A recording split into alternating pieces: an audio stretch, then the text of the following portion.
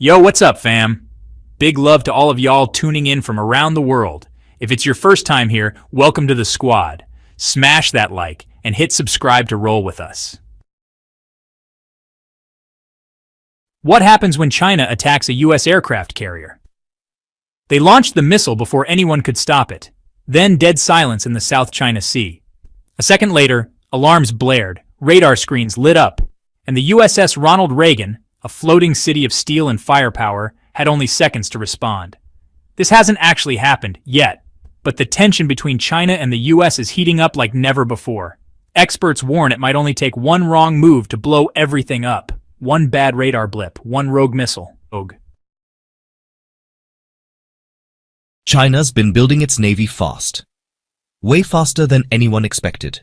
They've got warships, long-range bombers, and missiles that can fly hundreds of miles just to take out one target, a US aircraft carrier. Why? Because a carrier isn't just a ship, it's a symbol, a mobile airbase, a loud message that says, "We're here and we're watching." But here's the question nobody really wants to answer. What actually happens if China fires first? Let's talk missiles. If China attacks, they'll probably start from a distance. One of their biggest threats is the YJ-21, a carrier-killer missile that goes hypersonic. We're talking Mach 10, 10 times the speed of sound. It can be launched from ships or bombers and hit a moving target before anyone even sees it coming. It's built to punch through carrier defenses before the crew even knows it's there. Then you've got their long-range ballistic missiles, the DF-21D and DF-26, known in military circles as carrier killers.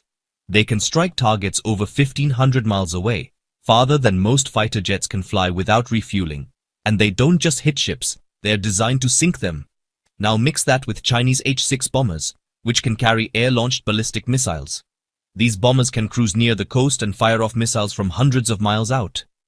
Recently, H-6S was spotted carrying what experts think is the new KD-21 missile, likely meant to go after US ships. Now we know what China's packing. But let's get one thing straight. The US Navy ain't showing up to the party empty-handed either.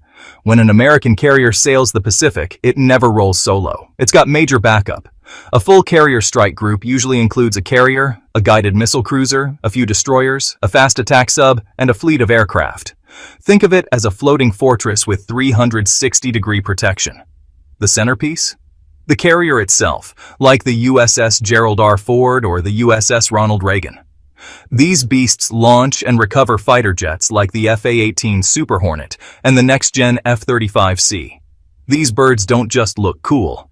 They patrol, scout threats, and intercept enemy planes before they get close. But the real magic happens below deck, thanks to tech you can't even see. Start with the Aegis Combat System, the Navy's eyes and brain at sea. It can track over 100 targets at once and engage multiple threats in seconds. If a Mach 5 missile's coming in hot, Aegis already knows, and it's figuring out the best intercept point before most humans can blink.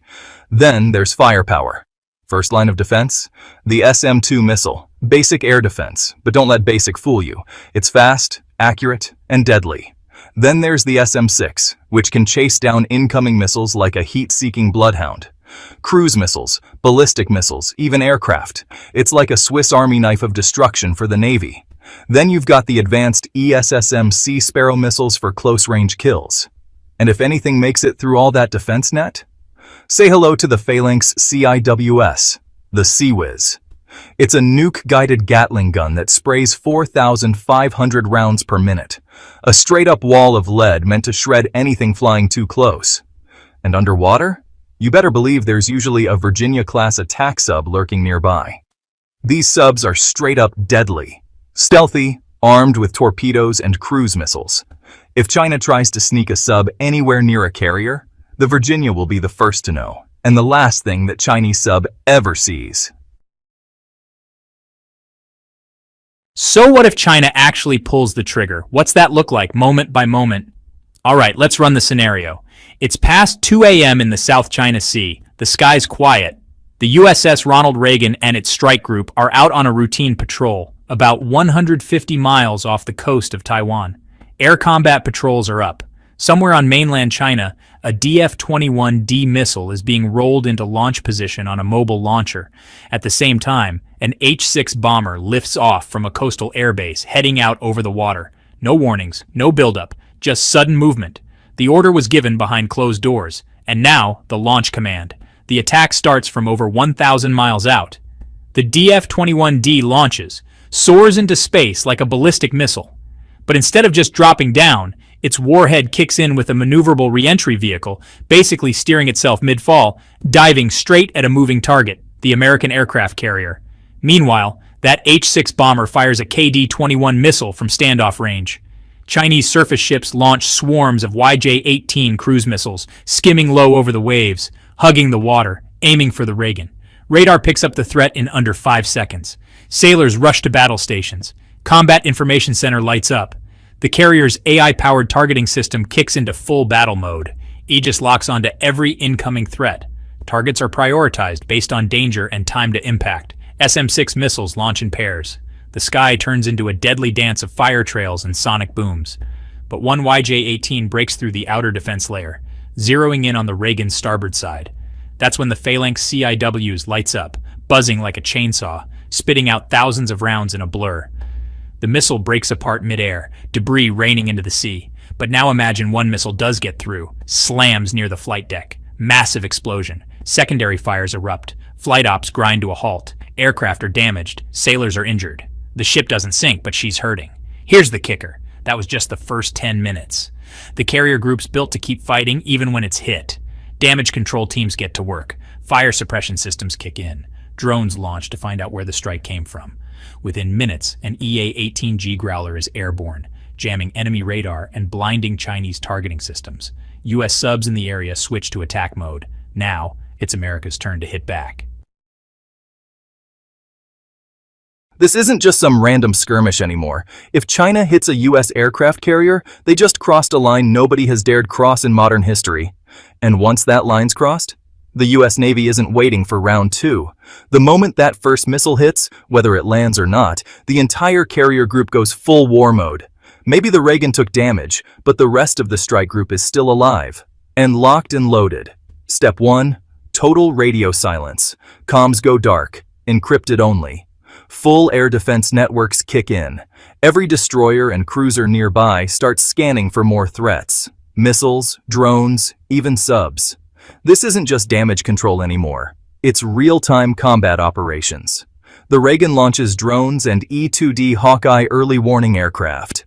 They fly high, scanning for any follow-up strikes. If China's planning a second wave, they're not getting the element of surprise again. Meanwhile, the carrier's air wing is already airborne. FA-18s and F-35s blast off the deck with one mission. Find the launch sites, scout for enemy ships or subs, and if needed, hit back. Hard. And trust me, when the US hits back, it's not wild punches. It's targeted, swift, brutal. The response? Likely aimed straight at strategic Chinese radar and missile sites. Disputed islands like the Spratlys or Paracels? Yeah, those are right at the top of the target list. Doesn't matter how far out they are, a Tomahawk cruise missile launched from a destroyer like the USS Halsey can hit them dead on from hundreds of miles away with GPS-guided precision. Target 1, Chinese radar trucks and coastal missile launchers. Target 2, a satellite dish and the command center that controls those DF-21D missiles. Cut their eyes, cut their hands. Meanwhile, US cyber units jump into action. If China's trying to jam American radars or spoof missile guidance systems with digital warfare, then America's cyber strike teams, like the ones under US Cyber Command, go full offensive. Think overloading GPS, spoofing ghost signals, frying targeting networks, silent, invisible, brutal. And we haven't even talked about the subs yet.